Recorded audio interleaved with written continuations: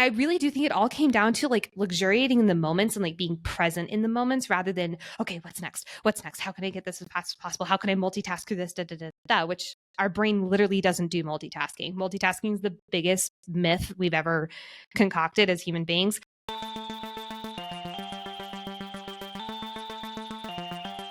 Hello, my friend, and welcome to Something for Everybody. My name is Aaron Machbitz. Nicole, welcome to the show. Thank you so much for having me. It's nice to talk to you again. Absolutely. I'm very, very excited. And before we get into the meat and bones of this conversation, I have the most important question to ask you, and that is, how are you doing? Actually, how are you doing? You know, I'm doing good.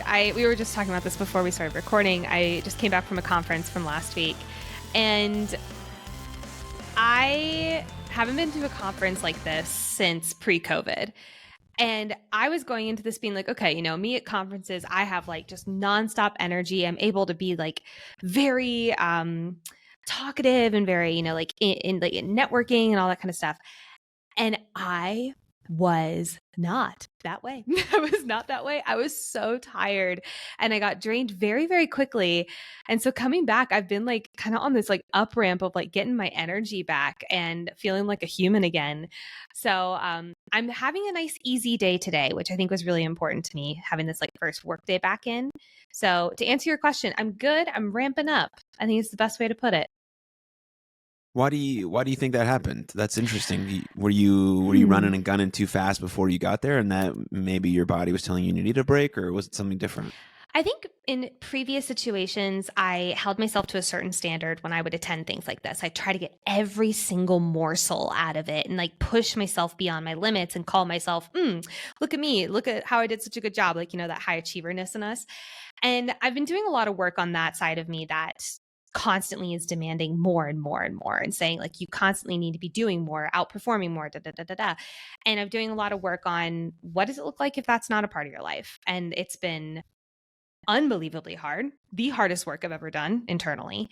And this was one of those first instances where I was in a big, big, big crowd. And I was like, I'm just going to really honor whatever is going on. And that was so much harder than I think I ever imagined it being. So I think that was a huge part of it, trying to think about what do I need in this moment? My brain was working a lot harder rather than just going to old default patterns. So I think that was the biggest reason. I'm just going to cut through the bullshit with you because you and I can talk about this kind of stuff. So that I think is the biggest reason, which was unexpected. Yeah. Do you think about balance often? Do you like that word? Like, how does that play into your own life? How you coach your clients? I know this is not what I wanted to start with, That's but okay. I'm going with it anyways. I like that word. Yes. Do I believe in that word? No, I don't think it exists. I think that we're constantly evolving into different chapters of our life. We're constantly being needed in a different direction. Like sometimes my goals are the number one focus, and that is the chapter that I'm in. Sometimes it's my relationship. Sometimes it's me and my personal health. Sometimes it's my family. And I have to honor those chapters. But when I'm in my family chapter, for instance, there's no way in hell I can balance work with the same amount of veracity as I would when work is the main chapter. So I believe that there's an ebb and a flow. I don't believe in all or nothing. I don't believe in when you're in those chapters, that's the whole entire focus. I believe in finding like that balance that way. But I don't think there's anything that's like, this is my constant work-life balance. I don't think that exists. I think it always needs to be ebbing and flowing. Yeah. Yeah. Think about more of like harmony, you know? Yeah. It makes most sense to me when I think about it in a relationship. And I heard Brene Brown talk about it. Yeah, she's incredible. Awkward, brave, and kind. If we all could be all three of those things, like, yeah, that's the values we strive for. But she's like, no relationship is like, 50-50. It's like, you had a really hard day. Okay, you're at like, I'm sure you've heard this, saw this Instagram thing or whatever. She was talking to Tim Ferriss, who's amazing. She was, yeah. Yeah, like 20%. Okay, I give 80% today. Now I'm at like 30%. You give 70% today. And I think about the same way sort of in my own life in sort of these little pockets that I try and be my best in while I'm in the thing that I'm doing. Now, when I wake up and overall I'm like at a 50%, I just like didn't get enough sleep. I worked late. A lot of things happened.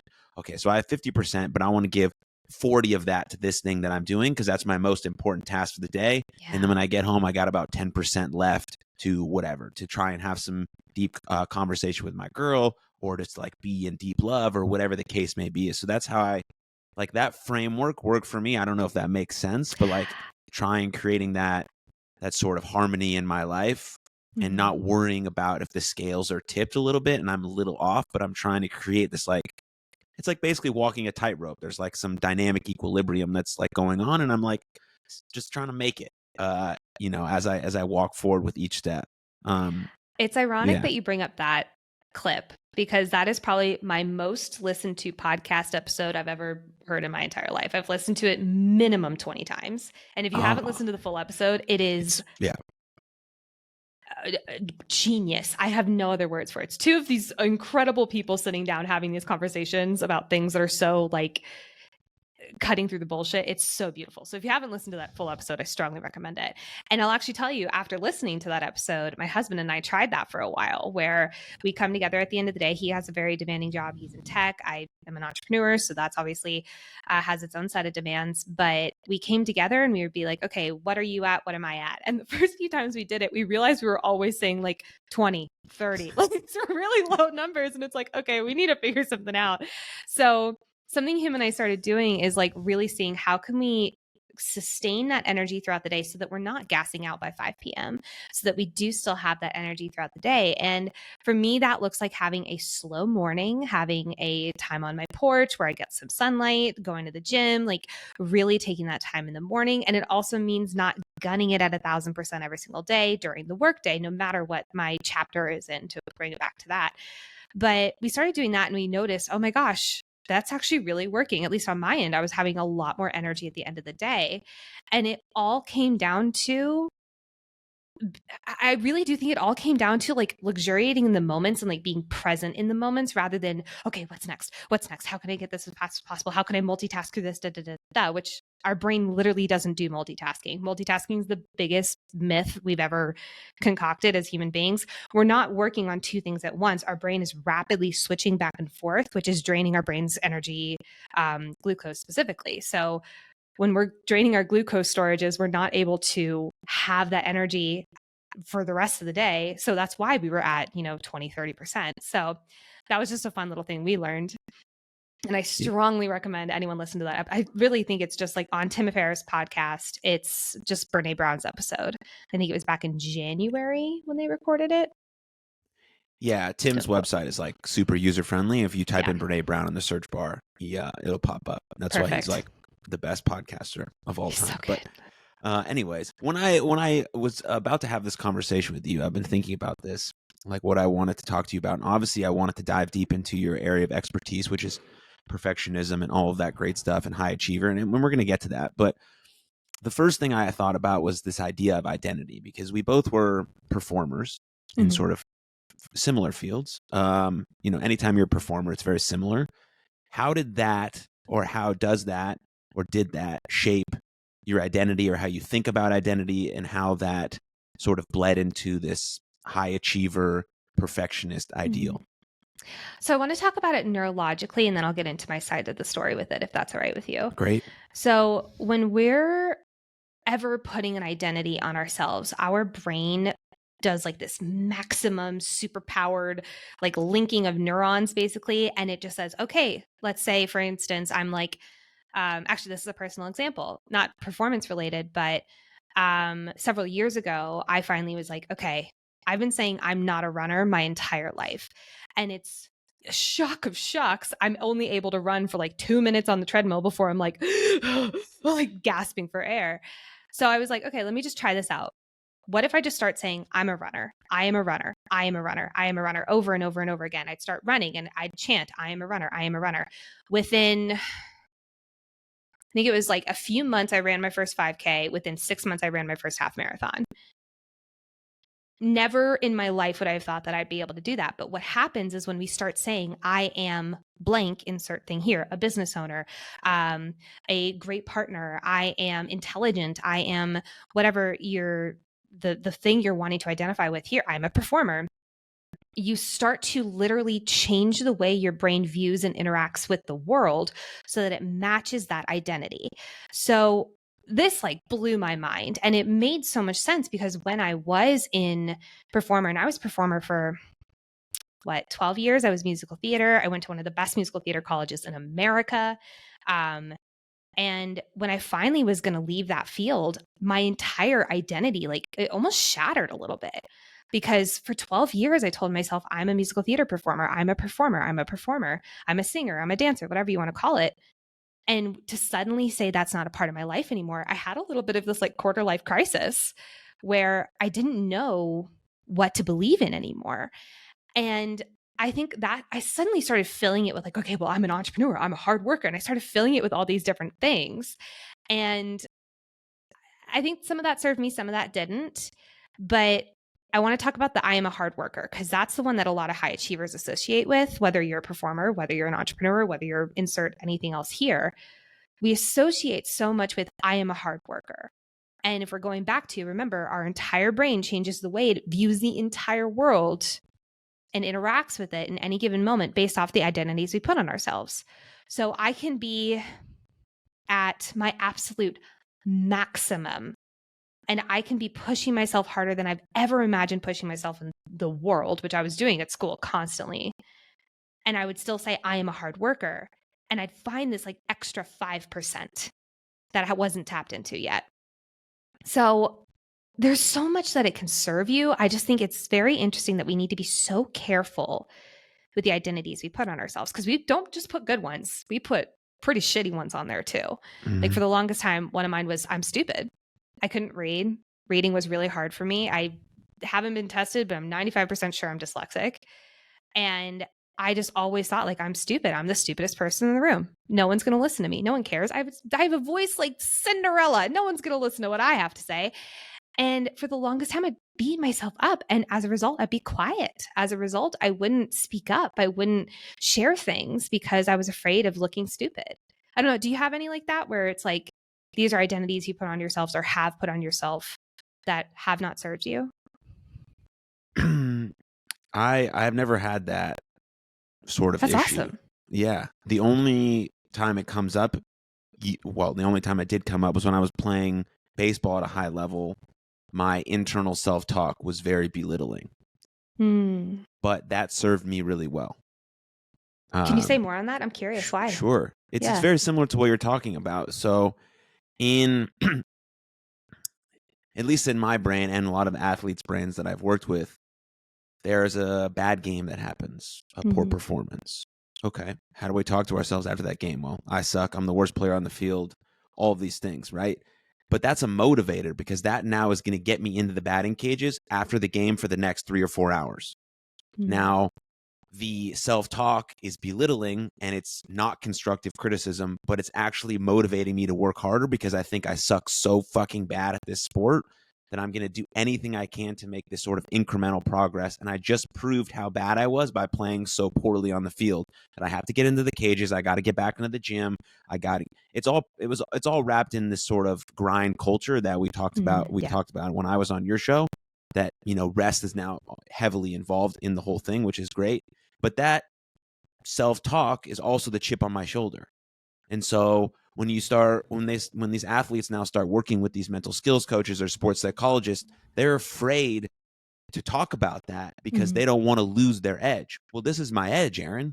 This is what I do. I work harder than everyone else because I talk so poorly to myself. This is how I've gotten to the point where I'm one of the best players in the world.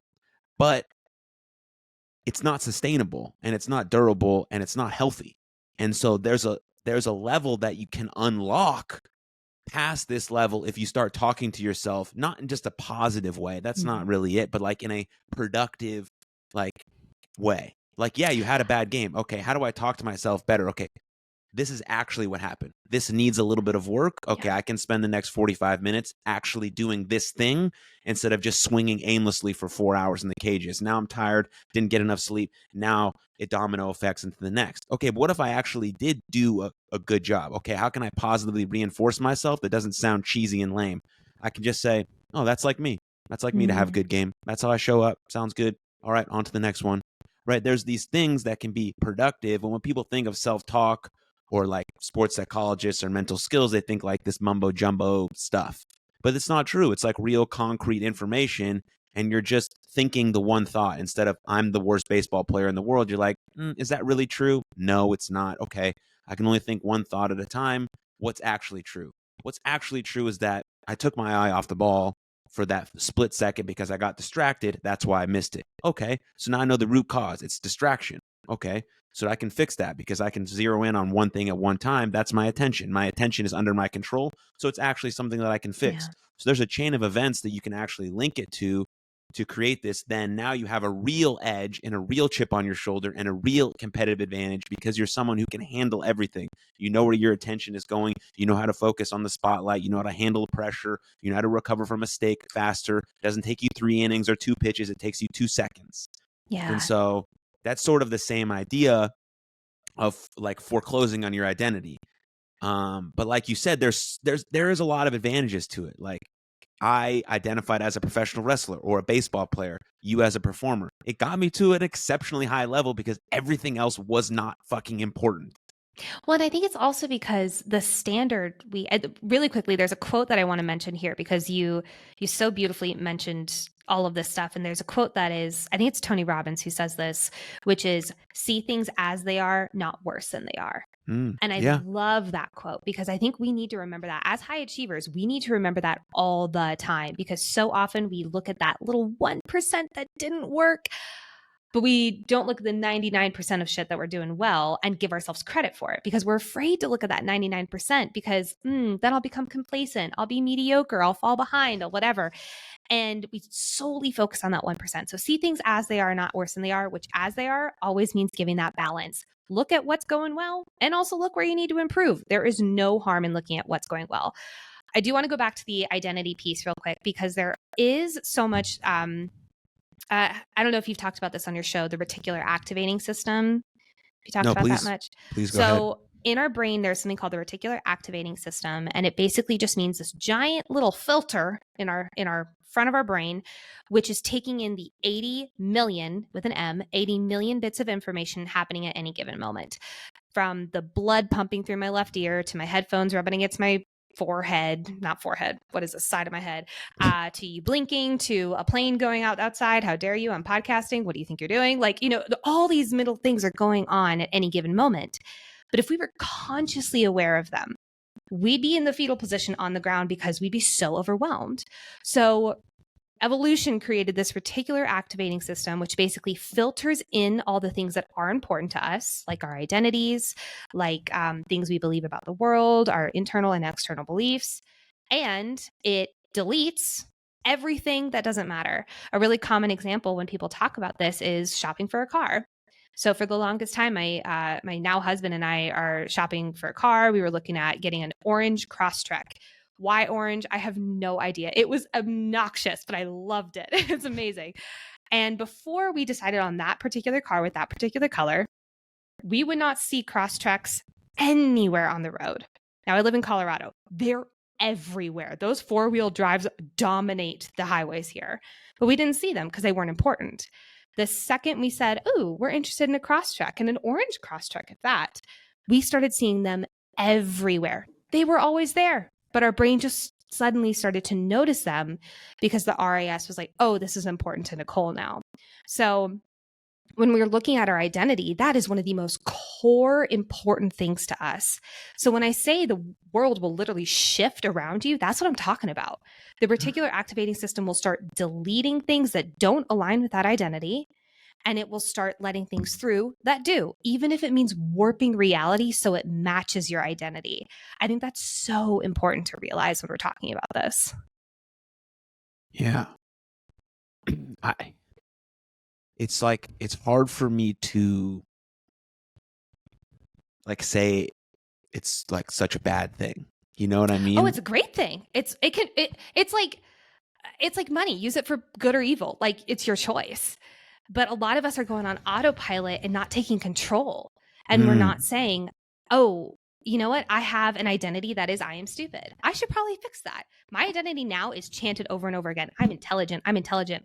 It also is now why I research so much. I love researching the brain. I'm not a neuroscientist, but I listen to a bunch of neuroscientist podcasts because I'm really cool like that. But if I had still kept that I am stupid, there's no way I'd be doing that. And the only thing that was stopping me from listening to those shows was just that identity on myself. Now, going back to performing, when I was when I was like, I am someone who will go to the best musical theater college in America. I was dead set on doing that. And it is the reason I worked so hard. It's the reason why every single college audition I went into, I tried to outperform my last one. It's the reason I picked the hardest songs I could possibly imagine so I could show off things of my voice that maybe other people couldn't do.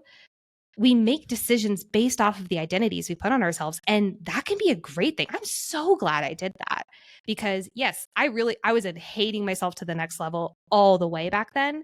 But if I hadn't done it that way, I probably wouldn't have gone to the school that I did, which means I wouldn't have met my husband, which means I wouldn't have had an experience that literally changed the duration of my life. And that had to happen. But I held myself to that standard, which was surrounded by that identity. Yeah. I mean, that's the important point that you made is like, what identity is serving what? Obviously, the identity that says I am a worthless piece of shit. We got to dive into that a little deeper because that's just not true. But why do you think that is true? You know, what has led you to think that's true? Okay, how do we go backwards and break that down and then move forward to try and change that a little bit? Yeah. That's a different side than I am a baseball player. Yeah, there's some stuff that came out of that, you know, I foreclosed on my identity and I sacrificed a few things and maybe my relationships weren't as good as I could have. And I could do that better now. And a lot of athletes are learning that we don't want to simply identify as this one thing, but more as like who we're being. What makes me a good baseball player is my work ethic, my effort, my hustle. Those are the things I identify as because those are the strengths that I can take into any domain. So yeah, it may take me, 6 months after my career, whatever it is, ended, but I can still think about the strengths that I identified as, not just as a baseball player, but why was I a good baseball player? Now I can take those into other domains.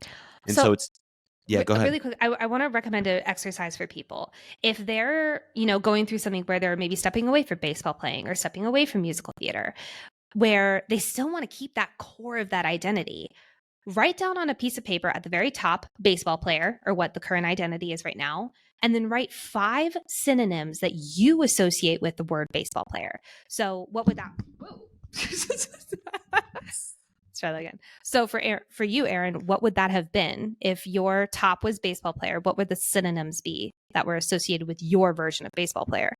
I mean, first one was love, passion, Beautiful. Determination, effort, purpose, friendship. Yeah, those are the ones that come to my head immediately. So those can all be identities too. And so often we associate one word or a couple words with that identity, but there's so much context that we have in our brain that are synonymous with this identity.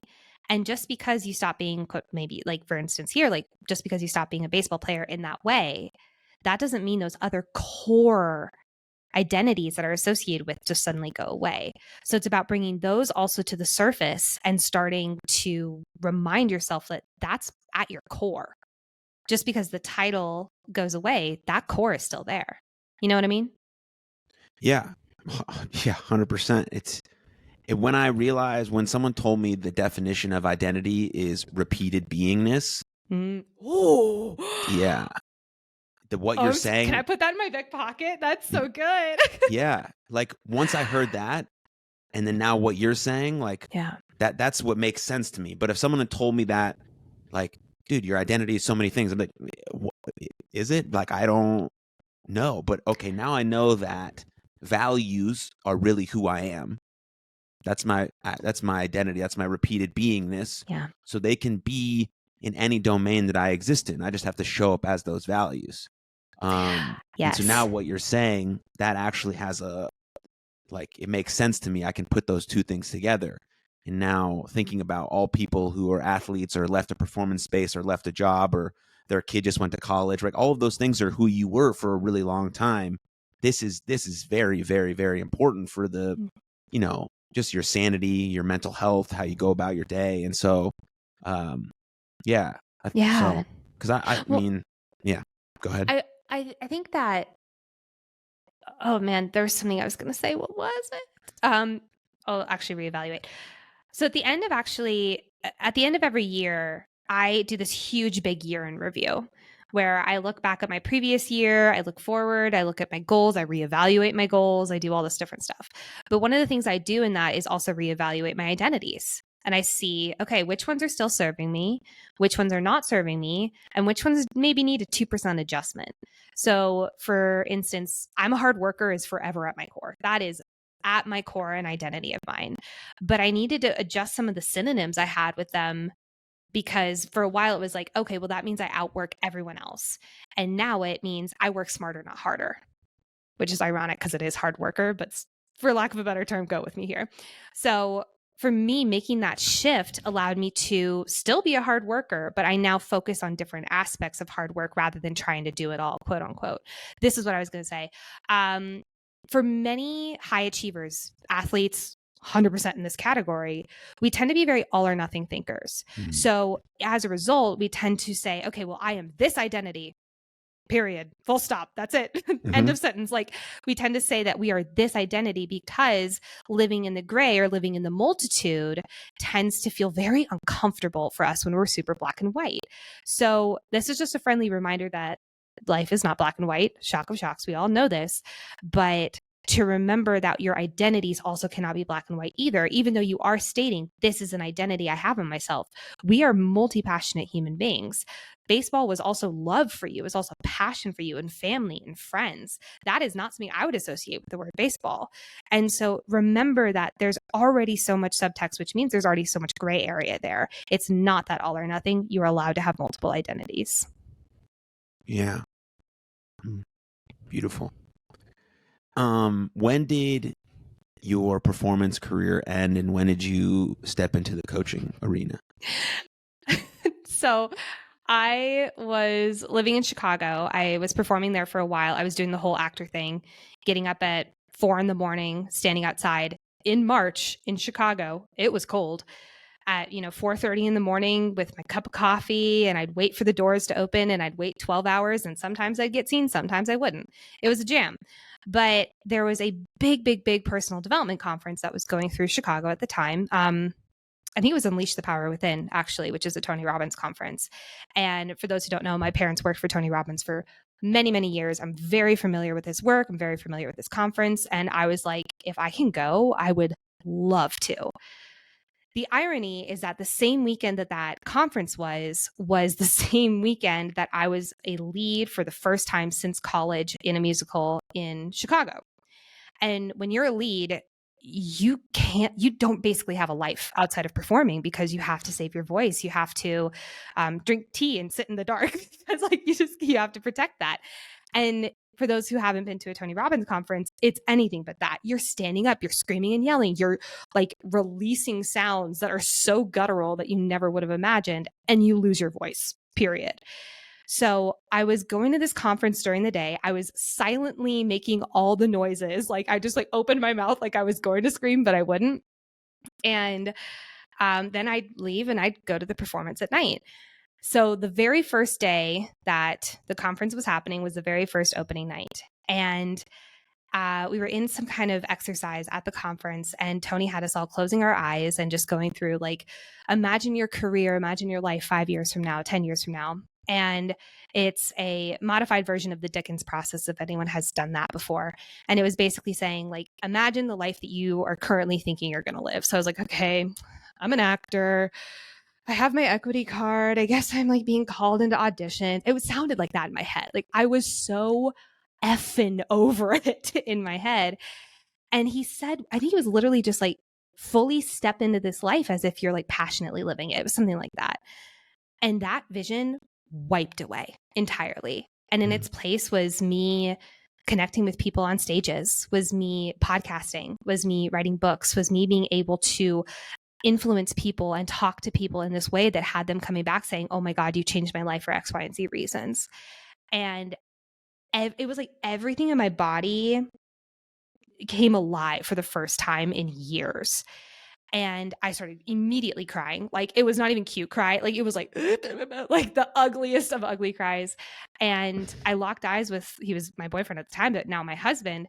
And he just like looked at me and he was like, oh, you're about to change the trajectory of your life, aren't you? And I was like, yeah, I think I am. So I go to opening night and I knew that was going to be my last performance I've ever done. And I went on stage. I had the best time. But when that show closed, I put little book of musical theater to rest and didn't really look back. I knew I was making the right decisions. It was weird internally because I was like, who am I now? I don't know. But I knew that calling was way bigger. So I had to follow it and listen to it. And I'm so glad I did. Wow. That's beautiful. Thank you. My life tends to not happen in subtle moments. It tends to really just like slap me in the face when I really need to make a 90-degree pivot. So that's a great example of that. And now you're doing it: podcasting, speaking, coaching, classes, courses, clients, the whole deal. I am. And yeah, it sounds like a lot when you say it like that. It does. But I am. And I love it. I've been doing it for, that was like 2018. So I've been doing it for 5 years now, which feels pretty good. That's a good chunk of time. It is. I've learned a lot. I've learned a lot in that amount of time. And I still feel like I'm just getting started. Perfect. Well, to test your knowledge here. Oh, shit. No, I want to get your take on this quote. So the quote is from Vince Lombardi, and he says, "Perfection is not attainable, but if we chase perfection, we can catch excellence." Ooh. Will you say it one more time? Perfection is not attainable, but if we chase perfection, we can catch excellence. Interesting. Yeah, that's what I thought too. There's like a little internal tennis match in my head because I'm like, yeah, I can vibe with that. But then I'm like, I changed some wording. I would change some wording on there. I'd love to hear. Can I hear your thoughts while I'm marinating? I like it. I like it, especially because Vince Lombardi was an NFL football coach, and so in the sense of a sports dynamic, I think it's really it works because everyone knows that you can't be perfect in sports, but if we can get as close as humanly possible, we're going to be right there. And I love how it doesn't talk about outcomes, which are not under your control. Yeah. I like the word excellence. I think that's a good thing to strive for and to be. Now, but I don't know as much about perfectionism as you do, so I don't know if it's actually can be productive. But just thinking about it under a sports lens, I do like it. I like it when I think of the word excellence because I'm right there in agreement with you. I love the word excellence. But the difference between perfection and excellence is excellence allows for room for error. It allows for room for, to miss a day, to have some effing grace with yourself. Now, does that mean all the time? No, you wouldn't be excellent if you were missing every single day. Of course not. But it allows for room for remembering that you're a human being, not a robot. And I think when we think about perfectionism a lot of the time in this element of always striving to be better, always striving for that absolute perfect run or absolute perfect play, there's this robotic element to it. Now, in addition to being a musical theater performer, I've also played piano since I was 8. So I know that there are times when I've played a piece and it has been just like chef's kiss, perfect. I didn't miss a single note. Everything was on time. It was awesome. But I could never have gotten there without immense amount of imperfect plays and struggling through it and slowing it down and trying it again and resting my hands and then coming back to the piano or trying. So I think that the thing when it comes to perfectionism that I always like to put a little asterisk next to is people think that they're just going to plop down and be perfect. And that never happens. We have to have that blood, sweat, and tears. We have to put in that hard work. We have to put in that, hustle and rest and recovery. But when I hear people say, I'm always striving for perfection, that to me tells them they don't give themselves days off. They don't give themselves any grace when it comes to it. And that's where I throw down the red flag. I'm like, okay, the hard work, the hustle, I want to be the best version of myself I can be is awesome. And when I talk to high achievers at first, a lot of them are like, you're going to tell me to lower my standards, aren't you? And I'm like, no, because I'm not an idiot. Of course I'm not going to, because I know you won't, nor do I want you to. Your standards are the reason you are where you are today. What I want to just, insert is having your standards and not hating yourself to get to them. Instead, it's having your standards and loving yourself at your core.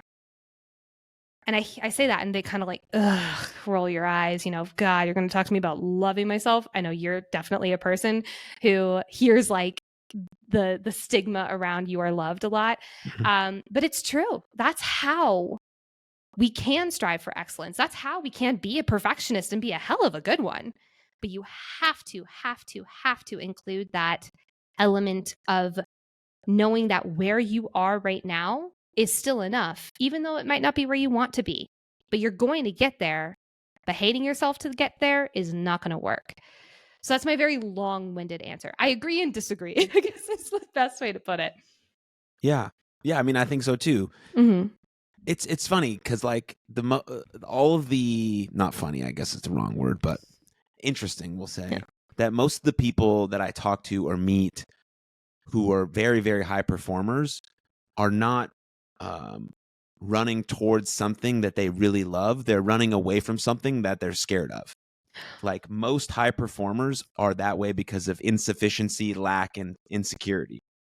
And it's true. It gets them to a point. It gets you to a point. Whatever the insufficiency is or lack is or whatever the neuroticism is, it gets you to a certain point, but you reach a ceiling.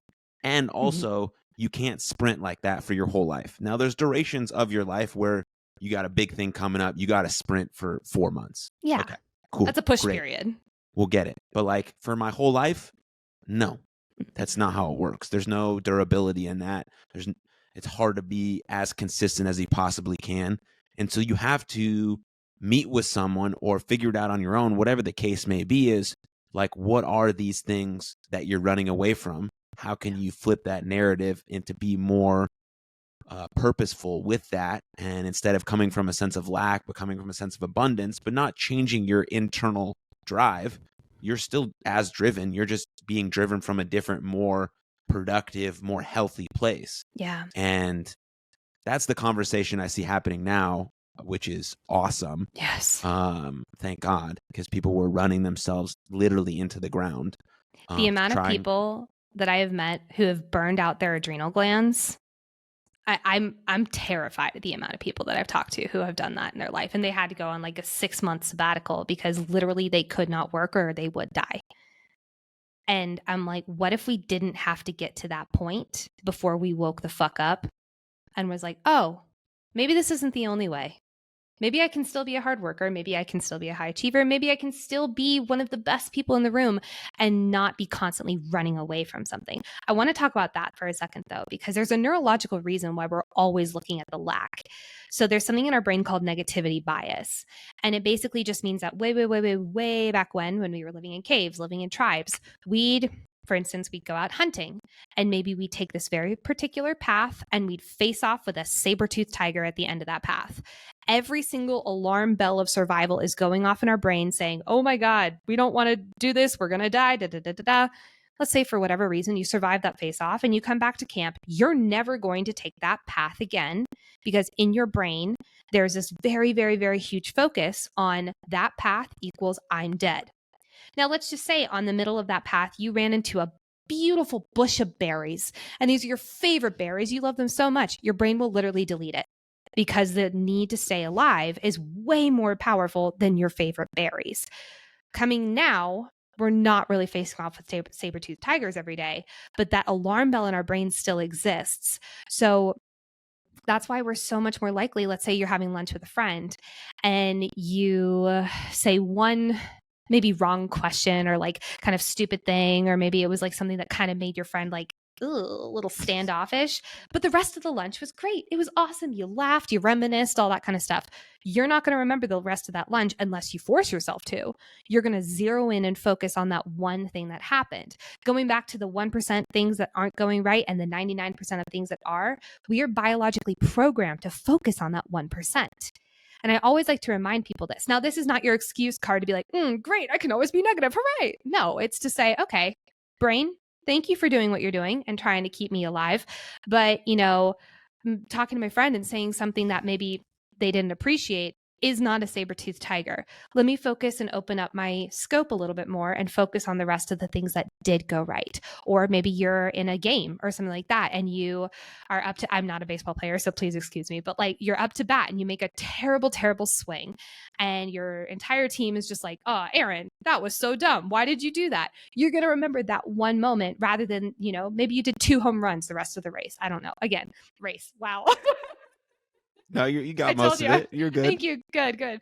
But because of that, your brain is, again, going to solely focus on that one moment that didn't work well.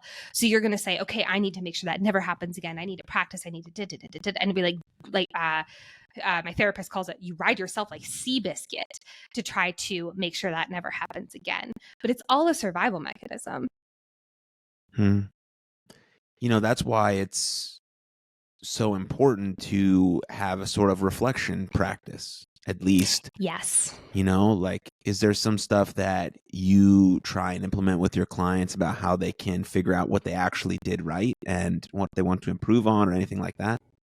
Multiple things. So I think the most common, heavy air quotes, prescription I write when it comes to this is often I work with people who tend to focus on the 2 or 3 things that didn't get done that day rather than the 50,000 things that did. So at the end of every night, I have them have a little journal next to their bed and they write down 3 things that they did do that day. Not 3 things they're grateful for, not 3 things, it's just 3 things you did do that day. And one of them has to be so flippin' tiny. Because here's the deal. A lot of people will just write down, okay, I pressed publish on my website. I started that business I've finally been thinking. Like there are these huge things and we forget that life doesn't happen in the huge moments. It happens in the small. So I always recommend writing minimum one that is super teeny tiny. Also only 3, not more. Because sometimes you're like, oh, but I did so many things today. I want to write them down. It's not about getting credit. It's not about being a type A in class. It's not about being Hermione Granger. It's literally about writing 3 things down that you did do that day. The other and this is actually from Tim Ferriss, is the jar of awesome. So every single day, writing down one thing that went well that day. And literally Tim even says, because Tim's very open about his previous thoughts of suicide and depression and anxiety. And I love that he's so open about it. I think more people could use that kind of vulnerability. But he literally writes down anything from, closed a multi-million-dollar angel deal or something to didn't die today. Like thumbs up, they can vary so vastly. But then when you're having a shit day, you can open up that jar of awesome and read over and over again of just these little teeny tiny moments in life that have been awesome. So those are the 2 that I recommend the most. I think that there is something to a gratitude practice. There's a lot of science that shows how beneficial gratitude can be, how like overtaking your body, it can like literally diminish, if not absolutely eviscerate anxiety.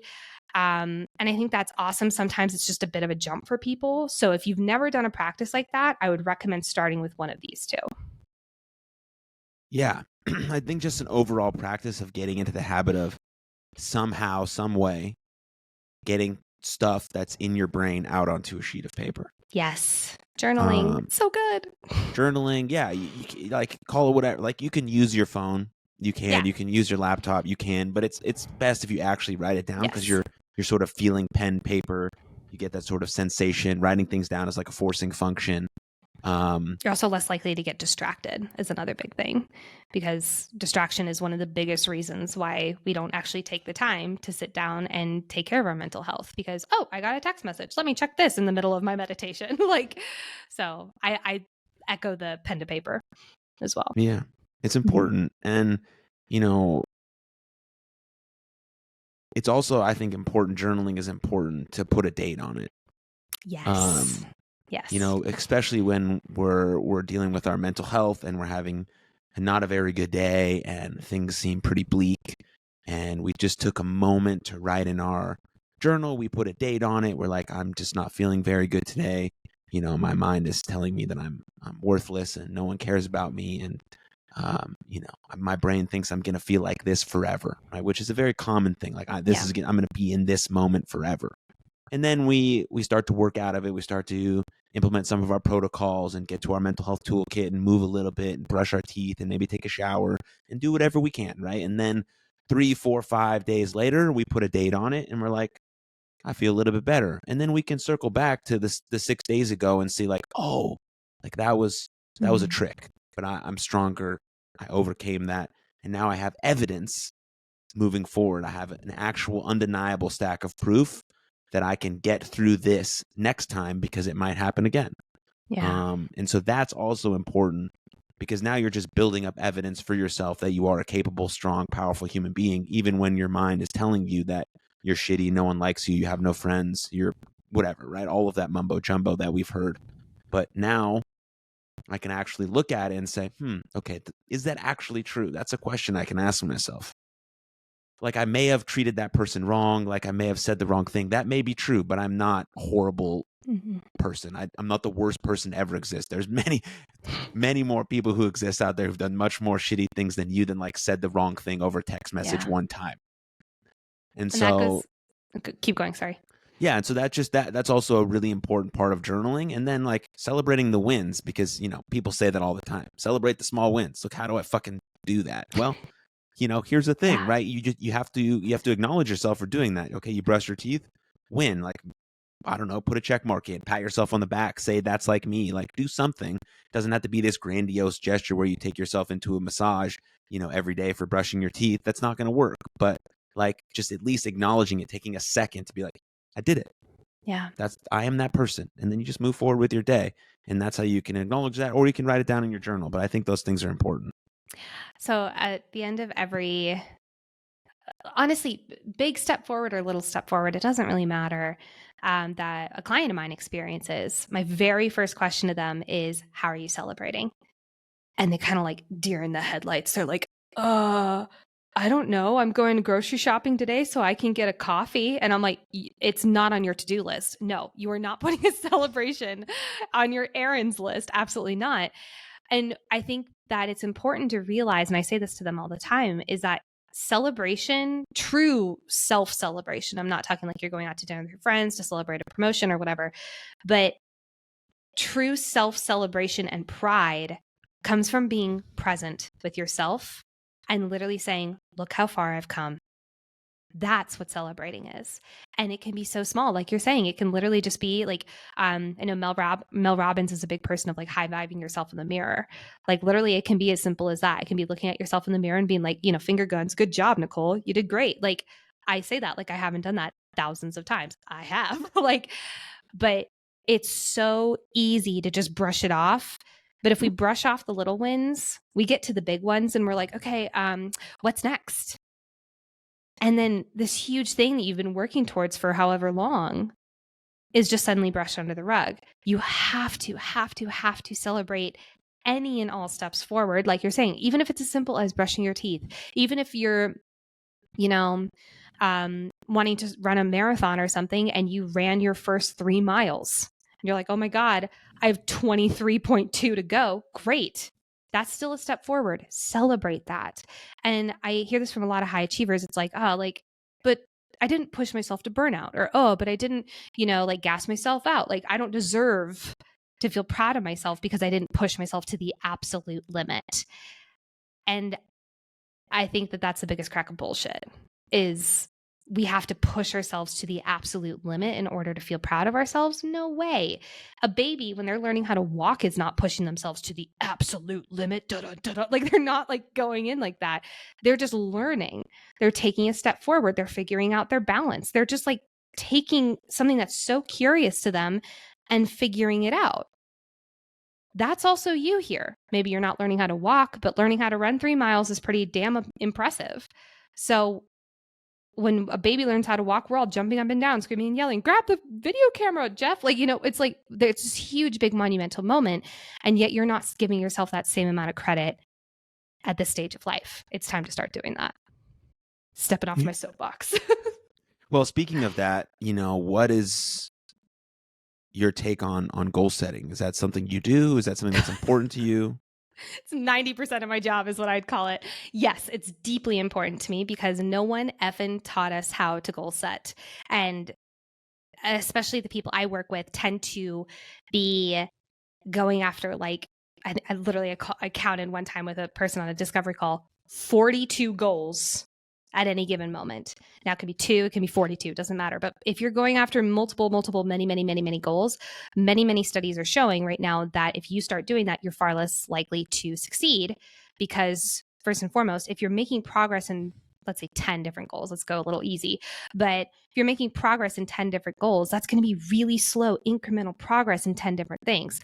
Our brain will not acknowledge those things as progress. So it'll say, you're not making any progress. You suck, you should quit, or you should just, drop it, or you should work yourself harder. So I'm a big believer in goal, not plural, goal setting.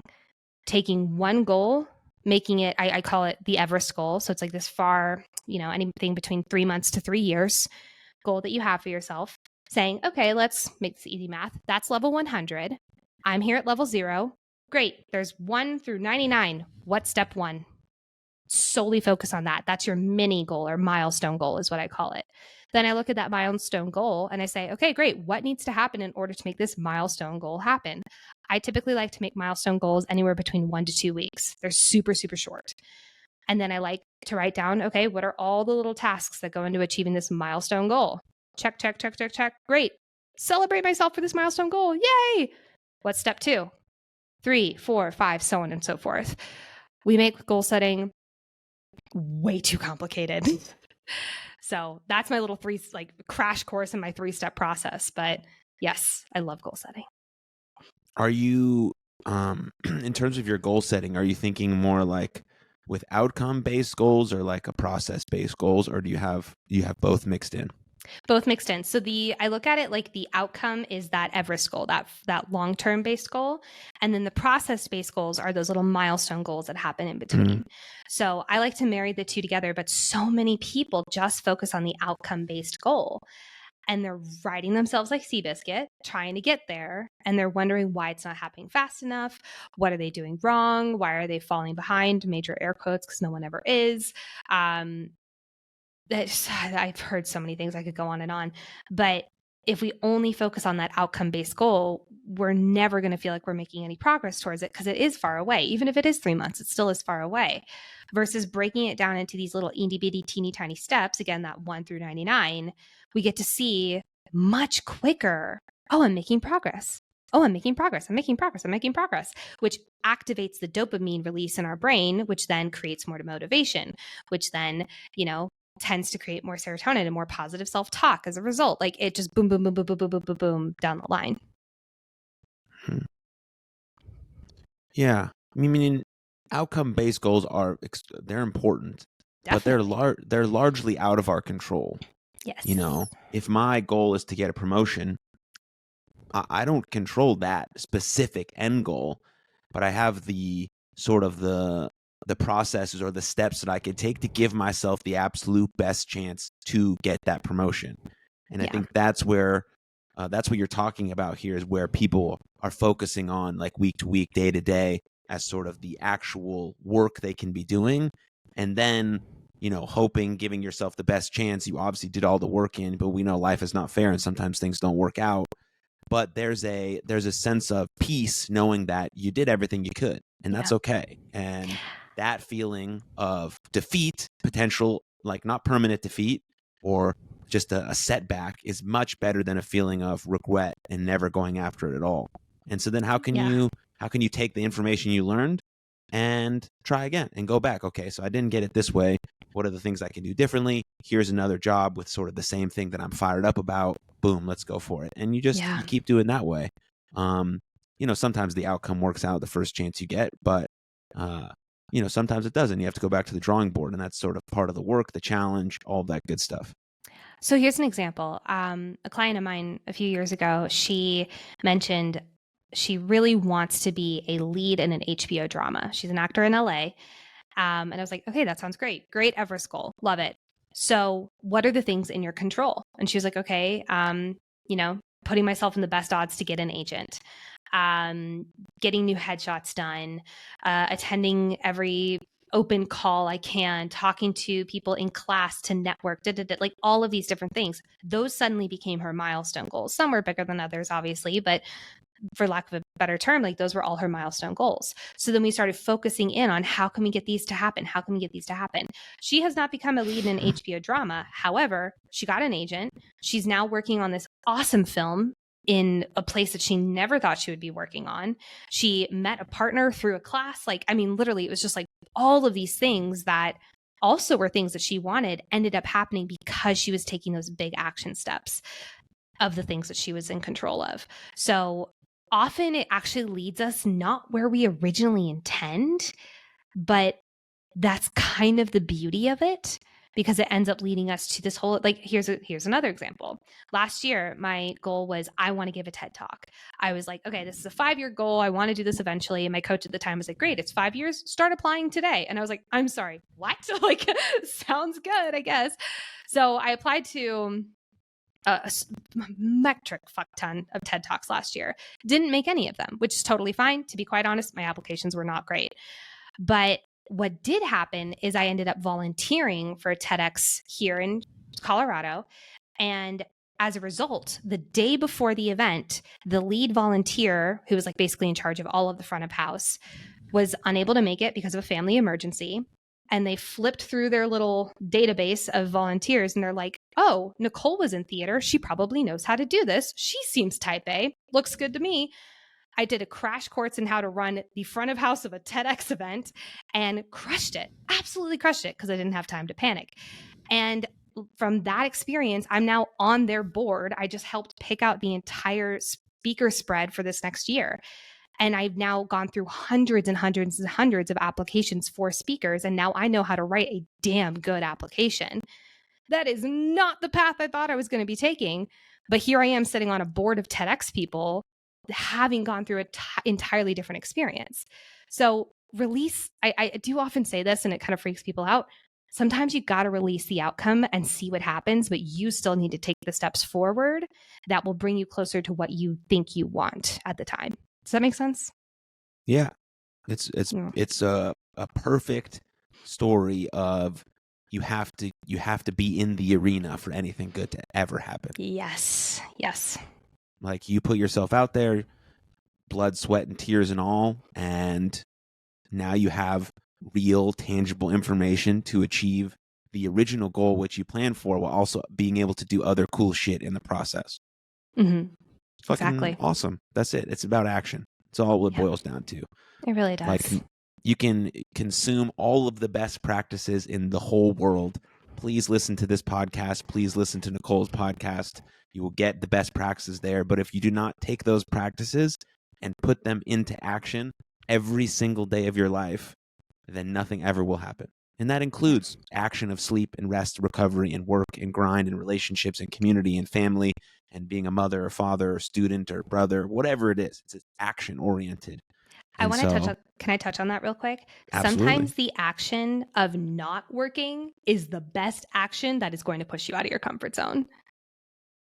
I hear that time and time again. And I just wanted to echo that. Sometimes the action that you need to take, or the big, get out of your comfort zone, is to not, go into the batting cages for an extra 3 hours because you hate yourself because you missed that swing. Like sometimes it is, okay, maybe I need to go home. Maybe I need some water. Maybe I need a nap. Maybe I need to read a book by a fireplace. Like I am in a little rom-com or something. Like sometimes it is stepping away, and that is so uncomfortable, but it's uncomfortable for a reason, which means you got to get out of your comfort zone in that way too.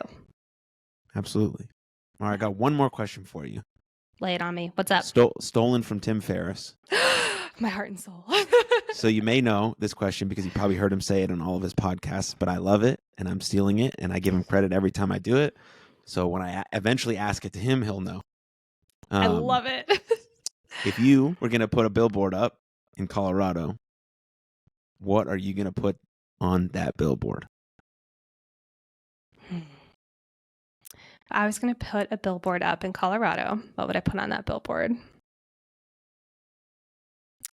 Be fucking patient. That's what I put on that billboard. Why?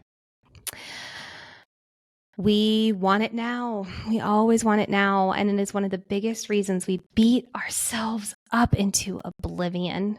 If I had a nickel for every time I had someone tell me I want to be further ahead and I'm not, and I'm doing something wrong, I'm falling behind, I need to be pushing harder, I need to be working more, I need to be, I should. And it's like, no, what you should be doing is realizing, again, that 99% that is going right, you're leaning into the 1% that's going wrong. Look at the 99% that's going right. Give yourself some freaking credit. Keep going, but be patient. It's going to happen. And I think this is actually a Brene Brown thing. It's like, if you're constantly wanting it quicker and quicker and quicker and more and more and more, you're never wanting it for the right reasons. You're wanting it for your ego. And I'm in the business of not wanting it for my ego anymore. There's nothing good that came from that. When I started leaning into wanting this to make an impact, my entire life changed. And patience came along with it. Beautiful. Thank you. Where should people go to find more of you? I am on Instagram primarily. I'm at Life Coach Baker on there, all one word. And I also have a podcast, which you'll hear a very familiar face. I'm a podcaster. I speak for a living. You'll hear a very familiar voice. Aaron was on my show. It is called Imperfect Success. And if you're interested in learning more about me and what I do, I'm at lifecoachbaker.com. Beautiful. All linked below. So click on it. Check out our episode. If you enjoyed this one and all of our other episodes, it's a great podcast. And Nicole, thank you. Thank you, Aaron. This was fun. Take care, guys. See ya. What's up, everybody? Thank you for tuning into that episode. And if you enjoyed it, click here for another full-length episode of the podcast. And please don't forget to subscribe. But above all else, most importantly, please take good care of yourselves and others. And I'll see you next time. Lots of love. Cheers.